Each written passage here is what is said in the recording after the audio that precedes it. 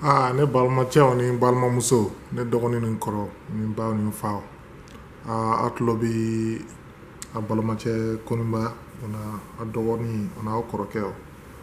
Koninba Jara dɔw b'a fɔ ma ko Sulemani dɔw b'a fɔ ma ko Solojan dɔw b'a fɔ ma Balakale a bɛɛ ye n tɔgɔ ye n b'a bɛɛ lamɛn sisan an bɛna kuma les villages komi an ka dugu fitininw o ni duguba ninnu sanfɛ mɔgɔ minnu b'olu kɔnɔna la n'i mana Mali jateminɛ an bɛɛ b'o kɔnɔna la ni mun tɛ dugu fitinin na o tigi bɛ duguba kɔnɔ donc an bɛna kuma o de kan duguba ninnu komi dugu fitinin ninnu duguba ninnu caman filɛ nin ye quartier b'a kɔnɔ dugu fitinin ninnu filɛ nin ye hali ni quartier b'u kɔnɔ o ka dɔgɔ n'i mana duguba ninnu lajɛ sisan o y'a sɔrɔ a caman daminɛna komi dugu fitininw de sisan an ka dugubaw la an fɛ yen an bɛ se k'a fɔ yɔrɔ minnu ye dugubaw ye ni Bamakɔ bɔra la o y'an ka capitale ye o ni Kayi Kulukoro ni Segu Sikaso ni Moti ni Gawo ani Kidali o ni duguba wɛrɛw bɛ yen olu kɔnɔna la komi Moti kɔnɔna la an bɛ se ka Seware fɔ Tɔnbukutu kɔnɔna la i bɛ se ka yɔrɔ wɛrɛw fɔ i bɛ se ka Gawo kɔnɔna la dugu belebelemanin dɔw bɛ yen ka fana bɛ ten an bɛ se ka région ninnu i bɛ se ka misaliya ta région ninnu bɛɛ kan ten cogoya la komi an b'a dɔn duguba ninnu daminɛna dugu fitininw de la donc an bɛna fɔ duguba ninnu minnu moderniselen don an bɛ se k'a fɔ Bamakɔ moderniselen don ka tɛmɛ a tɔ bɛɛ kan parce que o y'an ka capitale o y'an ka faaba ye donc a bɛɛ komi dugu fitinin ni dugu belebelema a différence ye mun ye dɔrɔn dugu fitinin ninnu filɛ nin i b'a sɔrɔ a sigira ni siya dɔ de y'a sigi kɔfɛ siya wɛrɛw bɛ tila ka sigi u kɛrɛfɛ u n'u ka diinɛw bɛ na u ni fɛnw bɛ na komi an y'a dɔn Mali filɛ nin ye Mali diversité ka ca n'i mana dugu fitinin ninnu caman lajɛ sisan mɔgɔ suguya ka ca a bɛɛ la bɛ yen suraka bɛ yen an golo jɛmanw bɛ yen golo finmanw bɛ yen fila ninnu golo jɛman bɛ yen golo finman bɛ yen diinɛw ka ca an bɛ se k'a fɔ an ka lawale diinɛ ninnu bɛ yen o fana silamɛya nana kɔfɛ o ni kerecɛnya nana kɔfɛ ka na don o la n da bɛ don olu la dɔɔnin parce que ni dugu sigira sisan a tɛ se ka sigi ten cogoya la fo mɔgɔw pour que bɛn ni fɛn ninnu ka kɛ pour que mɔgɔw ka bɛn o ni fɛn ninnu donc o de la règle dɔw fɛn kɛra comme an bɛ se k'a fɔ an ka bamanana sinankunya ninnu bɛ yen pour que mɔgɔw kana bɛn a bɛ se ka kɛ fɛnw bɛ yen totem ninnu bɛ yen i man ka minnu kɛ olu b'an ka bamanana an ka farafindugu ninnu na fɛn dɔ fana bɛ yen ko mun ye parce que an ka bamananko ninnu sont des traditionnels orales tradition orale olu caman bɛ oral ma bɔ an ka tradition dɔ bɛ yen o bɔra égyptien fan ninnu fan fɛ donc o kɔni o tradition o sɛbɛnni kɛra dɔnni minnu bɛ calligraphie dɔn olu y'a interprété donc ni ɲɔgɔn de tun bɛ bamanandugu ni ko bamanandugu ninnu o ye farafindugu ninnu caman donc nin y'a collection de parce que u y'a jira dɔnnikɛlaw y'a jira k'a fɔ ko Égypte ye farafindugu collection de faralen ɲɔgɔn kan donc ni y'olu ka fɛn ye donc ni y'olu ka fɛn de ko n ti jurumuko kɛ jurumuko ye jumɛn ye n ti sonyani kɛ n ti bɛn mɔgɔ kan avec k'a tigilamɔgɔ faga k'a bolofɛn ta n tɛ mɔgɔ ka fɛn sonya n tɛ cɛ faga n tɛ muso faga n tɛ mɔgɔ dumuni sonya n tɛ nafiya kɛ mɔgɔw ni ɲɔgɔn cɛ ou bien n tɛ nafiya kɛ pour que n ka fɛn sɔrɔ a la n tɛ ala komi n'i mana t'i ka saraka ninnu bila yɔrɔw la sisan donc an bɛ se k'a fɔ ko minnu bɛ ala sɔn kɛ i tɛ se ka taa olu ta i tɛ se ka taa o sonyani ninnu kɛ mɔgɔw ka saraka bilalen sonyani i tɛ nkalon tigɛ fana i tɛ mɔgɔ ka dumuni sonya o kun ka gɛlɛn mɔgɔw kun bɛ don ka dumuni sonya i tɛ mɔgɔ dan ka nkalon kan a tɔ filɛ nin ye 42 de don c'est 42 lois u b'a fɔ ko loi de Math donc an bɛ 11e na ko i tulo tugu tiɲɛ kan n'i mana tiɲɛ i t'i tulo tugu a kan i tɛ jɛnɛya kɛ nin bɛɛ ye o de ye dɛ nin filɛ nin ye ninnu bɔra ninnu sɛbɛnnen don c'est plus de 3000 ans san 3000 ko a ka ca ni san 3000 yanni kerecɛnya yani juifiya o ni yani silamɛya ka se san ba saba yan jufian ka se donc ni loi kun bi farafina o kun b'a fama ko les pays de couche an b'a fɔ ko les comités alright ko ite mɔgɔ tɔɔrɔ ite mɔgɔ tɔɔrɔ komi sisan ni mɔgɔw datuma sera ka misigi kolon ninnu k'a la ite dimi mɔgɔ kɔrɔ san ka sɔrɔ a tigi ma fɛn k'i la ite mɔgɔ tromper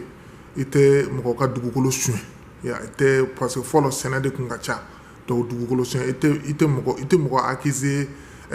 galon kan ite dimi mɔgɔ kɔrɔ ka sɔrɔ a tigi ma fɛn k'i la i ma a ka ca dɛ i ma bɔn ite mɔgɔ cɛ wɛrɛ muso tromper k'a suɲɛ o kun ka ca farafinna fɔlɔ donc komi dulɔmin ninnu filɛ nin sisan ou bien ka taa mɔgɔw tɔɔrɔ ka taa ben mɔgɔw kan k'u terroriser sisan komi mɔgɔ caman terroriste ninnu bɛ k'an ka yɔrɔ an ka nord n'an ka centre ni Mali kɛ cogo min ite nin loi filɛ nin i kan k'a bɛɛ bato n tɛ dimi ka dimi f'i ka taa kojugu kɛ dimi la ko dimi ni dimina o ka ɲi mais ka dimi ka tɛmɛ a man ɲi ko ite ala danga donc ite benkani kɛ avec violence ite mɔgɔw ka perturber ite mɔgɔw jalaki ka sɔrɔ i ma jateminɛ ni mana la limite de an ka tɛmɛ a ka ca quoi donc ite mɔgɔ kɔrɔfɔ ite fɛn jugu kɛ mɔgɔ la an bɛ tɛmɛ ite hamina jugu kisi ni mɔgɔ wɛrɛ ye ka ou bien ka mɔgɔ danga ka sɔrɔ ite ji empoisonné parce que bɛɛ kun bɛ ko river Nil de la quoi le Nil river donc ite ji ni ite fɛn jugu k'a la quoi komi ka taa pétrole ninnu fɛn ninnu kɔ a la donc ite mɔgɔ danga hali i kunkolo la donc hali k'a fi i kɔnɔ i ka jugu i m'a faamu fɛn jugu mankan ni mɔgɔ ye donc ite mɔgɔ ka fɛn suɲɛ hali ni mɔgɔ sara i t'a bolofɛn suɲɛ parce que k'a tɛ yen o t'a ye a bolofɛn bɛ d'a denw de ma ite denmisɛnnin ka dumuni ta tu n'agis pas avec violence ninnu bɛɛ kun bɛ yen fɔlɔ donc o y'a ye an b'a fɔ a ma sisan parce que sisan an b'a fɔ ko kafiriya kun tɛ dɛ n kun ka surun ala la bon n'i mana u ka kɛwalew jateminɛ sisan i bɛ les Bantu et puis Wagadu a bɛɛ olu bɛɛ de ye nin influencer olu bɛɛ de ye nin civilisation influencer dɔɔnin b'a ka wagati la donc an bɛna taa comme u b'a fɔ minnu ma les religions abrahamiques dugu tɛ sigi ka sɔrɔ sariya t'a la bon comme an bɔra mun na sisan o kun ye farafinw ka dugusigikan ye donc an bɛna sisan juifu ka dugusigikan les 10 commandements de Moïse an b'a fɔ dɔw b'a fɔ ko Moses dɔw b'a fɔ Moïse ok o ka 10 commandements filɛ nin ye ko ite fila fara ala kan ite boli komi an bɛ yɔrɔ fɛn ninnu fɛn égyptien ninnu filɛ nin olu kun ka boli ko de kun ka bɔ u bɛ olu ka interprétation symbolise de Dieu donc olu tigɛ ko ite le Seigneur de ton Dieu en vain ok ite ala tɔgɔ jugu fɔ du sabbat fana i bɛ lahara bɛ yen fana i bɛ saraka bɔ fana i bɛ k'i fa n'i ba bonya ite mɔgɔ faga ou bien ite janaya kɛ ite sonyani kɛ n'i mana lajɛ o ni mun tɛmɛna sisan a bɛɛ de ye kelen ye ok bon an ka taa chrétien fana t'a la olu ka les 10 commandements olu ko je suis l'éternel de ton Dieu ala de y'an ka fɛn laban ye ko tu n'auras pas devant moi d'étranger ala wɛrɛ tɛ ale kɔ ale ka an ka Seigneur en vain a bɛɛ de kelen quoi donc ninnu bɛɛ yɛrɛ fɛn kɛra komi ni mana lajɛ sisan chrétienw ni chrétienw b'a fɔ juifu ka Torah ma Bible kɔrɔlen quoi donc olu ta ye Bible kura ye donc a bɛɛ de ni mana lajɛ sisan a bɛɛ de kelen ye donc a yɔrɔ janyalen don dɔɔnin de donc an bɛ tɛmɛ an bɛ da o silamɛw ka quels sont les 5 piliers de l'islam an bɛɛ b'o dɔn parce que Mali c'est plus de 85% des croyants musulmans donc an bɛ les 5 piliers dɔn komi ala kelen de bɛ yen fana i ka da ala ka mɛlɛkɛw la i ka da kuranɛ la ala ka messager o ye Mahamadu ye ale de la kira laban ye ani fana i ka da jugement dernier la fana i ka da kada kabiri la ani fɛn donc o ye les 6 piliers de l'islam. Bon ni mana jateminɛ sisan dugu ti sigi sariya kɔ komi Mali colonisé la ni français donc an ka gouvernement ni mana lɛ sa tubabu ka sariya de b'an ka gouvernement kɔrɔ bon o bi fɛn fɛn bi bamananya kɔnɔna la fɛn fɛn bi religion ninnu kɔnɔna la bon an ka sariya ba yɛrɛ so ba yɛrɛ o de ye République du Mali n'o ye gouvernement ka loi yɛrɛ an bɛɛ bi ɲagati mun na a bɛ se ka kɛ e ka religion b'i bali ka fɛn dɔ kɛ mais o t'a ye sariya la i tɛ se k'a kɛ o sariya la ko an bɛ se ka furusa ni fɛn ninnu filɛ nin ye religion ninnu était contre mais la loi de République bɛ se ka sariya kɛ i m'a faamu ni violence bi foyer la ni fɛn c'est légal donc o de bi diinɛ ninnu bɛɛ fara ɲɔgɔn kan donc ni mɔgɔ minnu ɲagantira olu bɛ fɛn kɛ fɔlɔfɔlɔ n'i kuma na sariya ninnu n'i t'u labato i bɛ se ka kɛ i ka dugu u bi i labɔ dugu kɔnɔ k'i bi fili ou bien u bi kojugu dɔ u b'i faga n'i ye mɔgɔ faga ko kɛ ou bien u b'i bolo tigɛ a dɔw bɛ yen n'i ye sonyani kɛ ou bien n'i bɛnna muso kan i bi dugu bila o ni fɛn ninnu donc a caman bɛ yen sariya ninnu bɛɛ labatoli ye mun ye n'i y'a lajɛ sisan Mali la sariya ninnu tɛ labato n'i y'a ye den caman bɛ wolo kɛnɛmana la n'i mana lajɛ sisan jurumɔgɔw bɛ mɔgɔw tin ɲɔgɔn na mɔgɔw bɛ ɲɔgɔn kɔrɔfɔ mɔgɔw tɛ ɲɔgɔn fɛ o ni fɛn ninnu o de y'an ka dugu tiɲɛ n'i mana daminɛ an ka dugu fitinin ninnu na fo duguba ninnu a bɛɛ tiɲɛna an ka denmisɛnninw filɛ nin ye sisan u tɛ lamɛnni kɛ u ma lamɔgɔ ɲɛ donc mɔgɔw m'u hakili jigin ninnu bɛɛ la donc ninnu bɛɛ n'i mana diinɛ ninnu bɛɛ la u bɛɛ nalen don ɲɛli de kama sisan nafa ta a caman nafa bɔra a la parce que u tɛ ka a dɔw bɛ ni mɔgɔ min t'u ka diinɛ na dɔrɔn u juguya ta ka siri la o man ɲi ni i sera i ka diinɛ yɛrɛ kɔrɔ n'i y'i ka diinɛ yɛrɛ kɔrɔ dɔn i tɛ hali ɲangoya kɛ mɔgɔ la i tɛ mɔgɔ kɔrɔ fɔ i tɛ jɛn'a kɛ i tɛ bɛn mɔgɔ muso kan i tɛ sunguru tigɛ i ka foyer kɔfɛla la i bɛ tilen adamaden bɛɛ ye i ka baarakɛyɔrɔ la i ka so o ni fɛn ninnu donc o bɛɛ de tununen don sisan pour que Mali ka ɲɛ Mali tɛ se ka ɲɛ o kɔ donc an bɛɛ bi Mali ko in de la ko un peuple un but une foi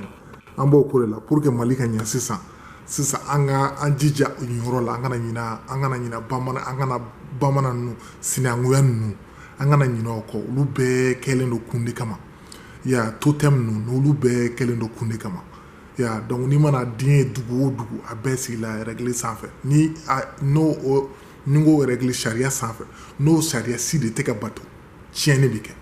an b'a dɔn terroristes b'an ka dugu la an b'a dɔn an ka dugu tiɲɛna mais fɛn wɛrɛw bɛ yen an bɛ se ka mun kɛ sisan fasoden bɛɛ bɛ se ka mun kɛ pour que jamana ka ɲɛ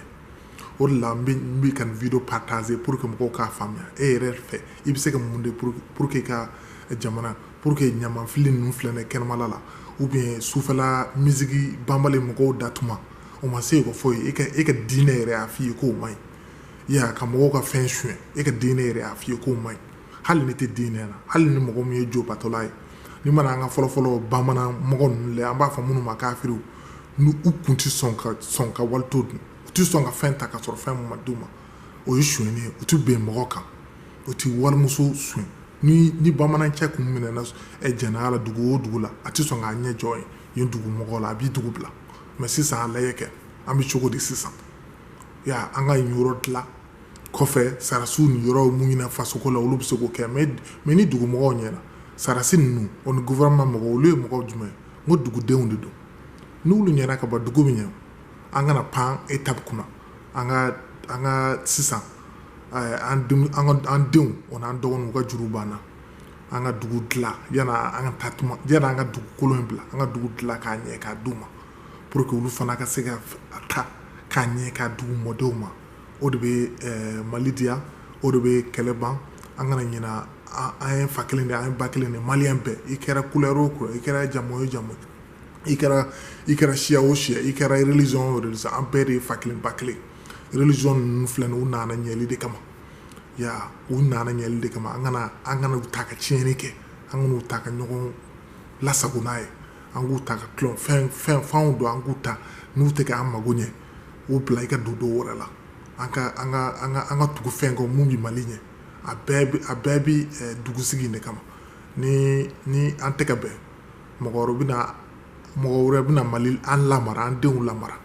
ou bien an bɛɛ bi refuser ka taa dugu wɛrɛ la dugu mun ɲɛlen don Ala k'an kisi o ma o ye bɔnɛ ye Ala k'an kisi bɔnɛ ma Ala k'an kan bɛn Ala ka Mali kisi Ala k'an bɛɛ nege yala an ka dugukolo in bila Ala ka hamina ko ɲumanw ɲɛ Ala ka Mali denw taa ɲɛ a bɛɛ ye Mali denw de an ta kun tɛ a bɛɛ ye Mali denw Mali denmisɛnninw minnu bɛ wuli la an ka ɲinɛ u ka kalanw kɔ